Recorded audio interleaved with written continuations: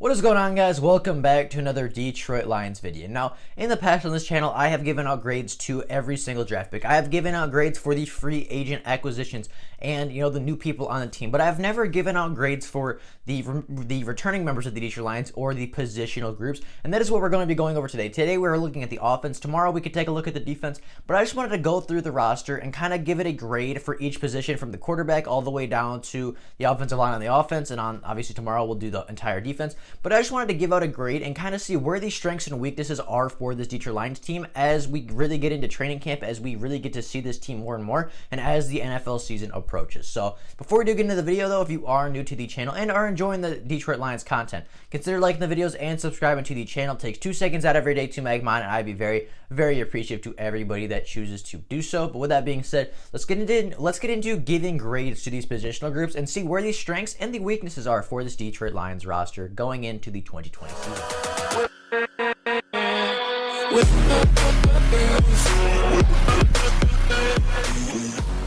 Now, starting at the quarterback position, you have to give it an A. Matthew Stafford last year was playing at an elite level and was arguably having the best season of his very successful NFL career. Matthew Stafford last year was on pace for over 5,000 yards and 38 touchdowns, while he was on pace to only throw 10 interceptions. He averaged 319 yards per game and 2 passing touchdowns a game, which were both top 2 in the NFL. Now, Matthew Stafford playing at an elite level, he being an elite quarterback in this NFL, you have to give the quarterback room an A just because of that. The backups aren't going to play a whole lot more likely than not. So, if your quarterback one is really, really good, then your quarterback room has to get a high grade. However, the talent behind Matthew Stafford is actually kind of pretty, is actually pretty solid. Now, we signed Chase Daniels this offseason, and although I do think we gave him a little bit too much money, this video is not talking about contracts. It is talking purely about the talent, and based purely off talent, I do think Chase Daniels is a fairly solid quarterback. Now, Chase Daniels last year before the Chicago Bears had a 70.3% completion percentage, threw for 435 yards, 3 touchdowns, and 2 interceptions. He only played in 3 games, only started 1. However, one of those interceptions was just a miscommunication. It really wasn't his fault. It really wasn't the receiver's fault. It was just a miscommunication on the play, so that one I don't really count against him. He did throw one really bad interception, but if you're starting one game and it was against the Raiders, if you are playing in only 3 games, he only really put up stats in 2 games. I believe he only threw 1 pass in the third. He put up some fairly good numbers and only threw 2 interceptions in 3 games. However, as I said, one of those interceptions really shouldn't have counted because it's just a miscommunication. It wasn't a bad throw, wasn't necessarily a bad read. It was just him and the wide receiver were not on the same page, and the wide receiver cut. Daniels didn't think he was going to cut. He threw it up more, as a streak, and it was an easy interception. It wasn't anybody's fault, just a miscommunication. So you can't really hold that against him. And then we move on to David Blough, who, stepped up last year late in the season for the Detroit Lions and actually had some fairly good performances. Now, David Blough last year, I think David Blough is a very solid quarterback, first off, but in the 2019 season, David Blough, 54% completion percentage, threw for 948 yards, 4 touchdowns, and 6 interceptions. Now, that 6 interceptions might look really bad, but if you actually look at how he threw the interceptions and, what actually happened on those plays, his first interception was a Hail Mary against the Chicago Bears where it was 4th down and whatever. They were losing. There was only 10 seconds something left in the game, and he just threw it up to Kenny Galladay, and it got intercepted. So you can't really hold that one against him because that one's a Hail Mary. The second pick that he threw, it was a good read. He made a good decision, but he had pressure in his face, which caused him to overthrow for the interception. You could say maybe he should make that throw, but it wasn't like he was just standing in a clean pocket and made a horrible throw or a horrible read. It was a good read. The wide receiver was open, but I believe Everson Griffin got to him. He was literally hitting David Blough as he was releasing the ball, so that caused an overthrow. Again, I can't really blame David Blough too much for that one. Third interception that he threw, again, it was a Hail Mary at the end of that second Minnesota Vikings game. The game was over. They just had David Blough throw up a prayer in the end zone, and it ended up getting interception. Again, you can't hold that against David Blough. So his first 3 interceptions in the NFL, they were his fault because he obviously threw them, but it wasn't like he was just standing in a clean pocket and he made a horrible read or he made a horrible throw. They were all, the one against Minnesota was a good read. He just got hit. And then 2 were Hail Marys, which, you can't really fault a quarterback for throwing an interception on a last-second Hail Mary play to try to win the game on some miracle play. So those first 3 didn't really count for me.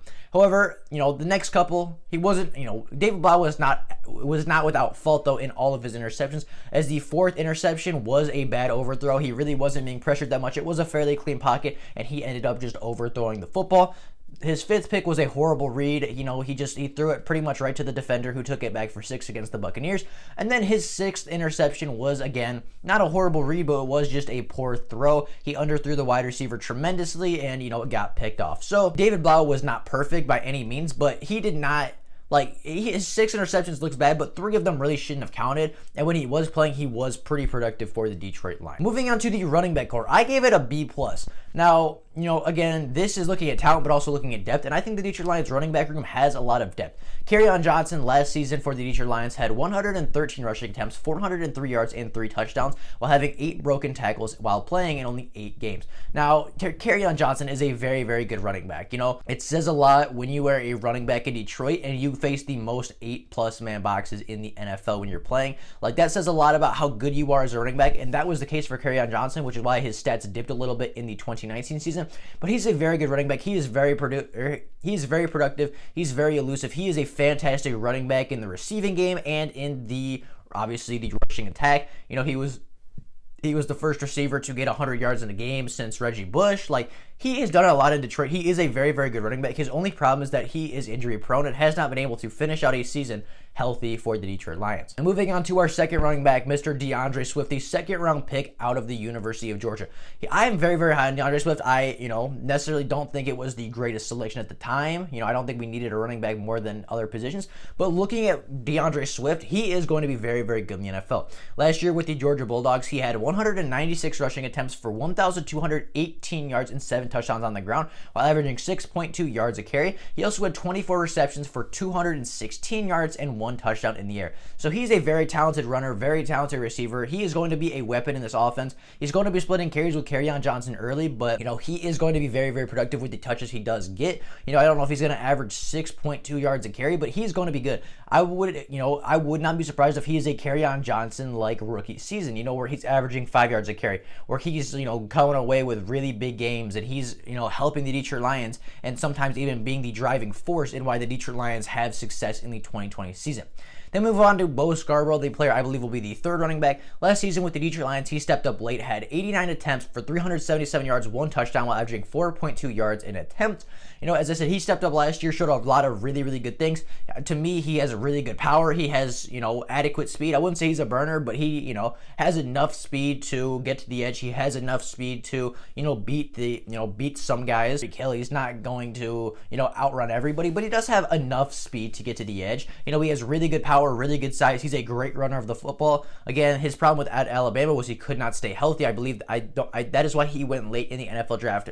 That is why he went late in his NFL draft, and that is why he got released by the Dallas Cowboys. However, he did stay healthy for the last 8 games for the Detroit Lions. So, maybe that was just a college thing. Maybe he's kind of grown out of that injury bug. So we don't know. I haven't seen him get injured with the Detroit Lions yet, but from everything I've seen, he was kind of injury prone in college and with the Dallas Cowboys. But again, just like Kerryon Johnson, when he is on the field, he is a very, very talented running back, and it will be a huge asset for the Detroit Lions in the 2020 season. Then we move on to our 5th round selection in Jason Huntley. Now, Jason Huntley last year had 154 attempts with New Mexico State. He rushed for 1,090 yards and 9 touchdowns on the ground, while averaging 7.1 yards an attempt.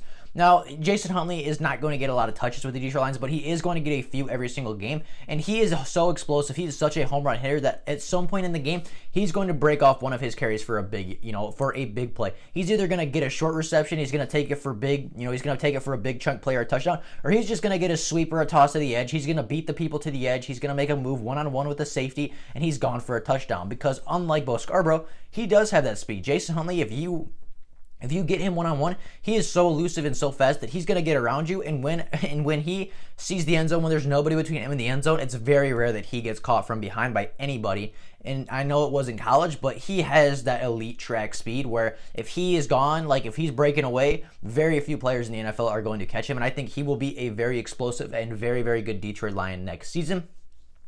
And then we get on to the final running back with the Detroit Lions, and that is obviously Ty Johnson. Last season with the Detroit Lions, he had 63 attempts for 273 yards while averaging 4.3 yards a carry.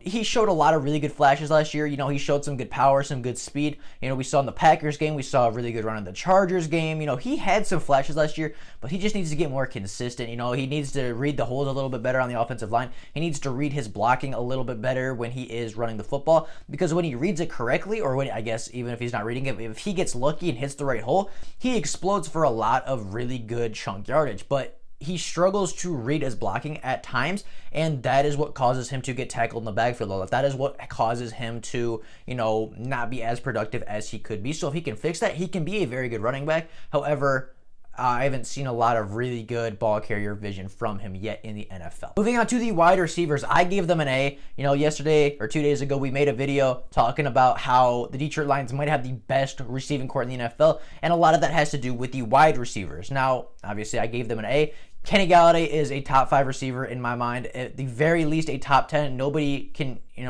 nobody can really make the argument that he's not a top 10 wide receiver. Kenny Golladay last year had 1,190 yards, 11 touchdowns, leading the NFL in touchdown receptions, and he did that while only having 65 receptions, which was 25th in the NFL. So he did more with less last season, and you just can't make a case that he's not a top 10 wide receiver. I could make a case that he's top 5, but at the very least, at the very worst, you have to put Kenny Golladay in that top 10 wide receiving core. You have to put Kenny Golladay in that list of top 10 wide receivers. Moving on to Marvin Jones. Now, Marvin Jones last year with the Detroit Lions had 62 receptions, 779 yards, and 9 touchdowns. This guy is a great contested catch wide receiver. He makes some of the most ridiculous catches you've ever seen, like the Oakland Raiders game. You look at Chicago Bears a couple years ago where Stafford just laid out a bomb and Marvin Jones took it right out of Eddie Jackson's hands. He makes some fantastic contested catches. Doesn't necessarily get the most wide open, but he doesn't need to get wide open, because even if the DB's draped all over him, he's still going to make the catch 9 times out of 10. He's a very, very good wide receiver, arguably one of the best wide receiver twos in the NFL, and even though he is a wide receiver too, he is a huge part of our offense, and he is one of Matthew Stafford's favorite targets to go to. Moving on to Danny Amendola, the slot receiver. Now, Danny Amendola last year had 62 receptions, the same as Marvin Jones. However, he only had 678 yards and 1 touchdown. Now, Danny Amendola is a reliable slot receiver. He is kind of that security blanket. He is the first read on third downs a lot of the time for the Detroit Lions. If it's 3rd and short, if it's 3rd and 1, a lot of the times you'll see Danny Amendola doing a really short drag route. You'll just see him coming across just past the first down marker. Stafford will look right at him. It'll hit him, and he will extend the drive. He will get a first down, and the drive will continue. Now, Danny Amendola, as much as a lot of people don't like him, he is a reliable slot receiver, and he was very efficient in the Detroit Lions system last year. He was the primary read on a lot of short yardage situations when they were passing. He was Matthew Stafford's favorite target on 3rd down, it seemed like, or any quarterback. They relied on Danny Amendola because he got open a lot on 3rd downs, and he was reliable on that 3rd down to convert and extend the drive. So I do think he is a very solid wide receiver. Then we get on to Marvin Hall, who last year had 7 receptions for 261 yards and a single touchdown, averaged over 37 yards a reception. This guy, he's just a big play threat. Every time you throw it up to him, he'll make a deep catch, and he's going to flip the field position, it seemed like.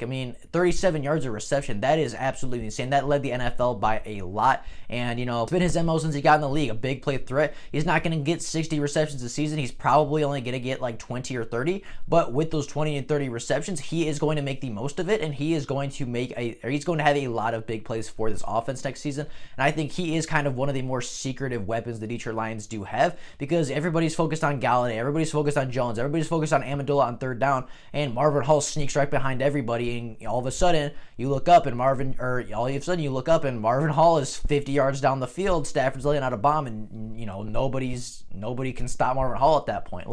It's just, Marvin Hall's a big play threat. He's going to be a great addition. He's going to be a great key contributor to this offense, and he obviously helps this wide receiver core that much more, even though it is already one of the best in the NFL. And then we get on to Quintez Cephas, the rookie out of Wisconsin last year with the Wisconsin Badgers. He had 59 receptions for 901 yards and 7 touchdowns. He's a really good wide receiver. Those are great wide receiver stats for a school that is a run-first and run-heavy team like the Wisconsin Badgers are.